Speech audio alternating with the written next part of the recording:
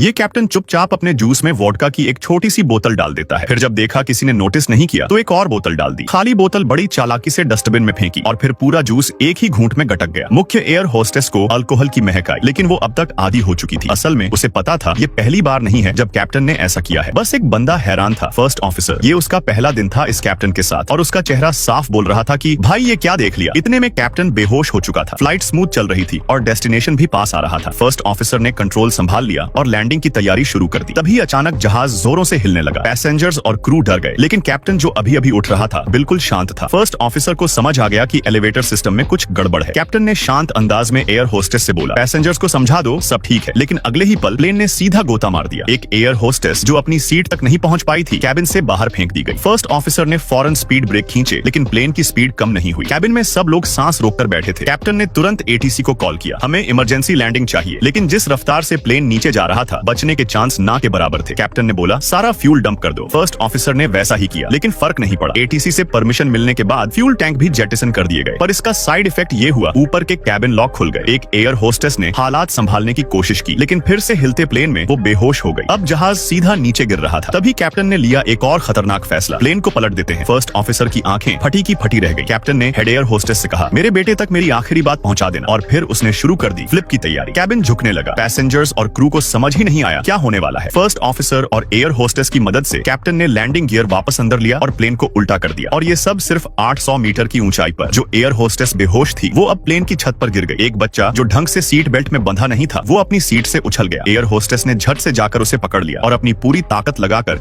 उसे वापस सीट पर बैठाया। फ्लिप के बाद प्लेन कुछ देर के लिए नीचे गिरना बंद हो गया, लेकिन अब फ्यूल डंप की वजह से इंजन बंद होने लगे थे। प्लेन में पावर नहीं था और वो रनवे तक पहुंचने की हालत में नहीं था। इंजन में आग भी लग चुकी थी। अब और कुछ बिगड़ने से पहले कैप्टन ने डिसाइड किया, जहां भी जगह मिले वहीं क्रैश लैंड करना पड़ेगा। लेकिन सबसे पहले प्लेन को सीधा करना जरूरी था। जो एयर होस्टेस बच्चे को बचा रही थी वो सीट तक वापस नहीं पहुंच पाई और दोबारा बेहोश हो गई। कैबिन पूरी तरह अफरा तफरी में था। किसी तरह प्लेन वापस सीधी पोजीशन में आ गया, लेकिन अब दोनों इंजन पूरी तरह फेल हो चुके थे और प्लेन सिर्फ ग्लाइड कर रहा था। अचानक सामने एक खुला मैदान दिखा, जिसमें एक चर्च भी था। कैप्टन ने जितना हो सका प्लेन को मोड़ने की कोशिश की, लेकिन एक विंग सीधा चर्च से टकरा गया। अब केबिन में हर शख्स बस नीचे जमीन की तरफ देख रहा था और सबको अपना अंजाम सामने नजर आ रहा था।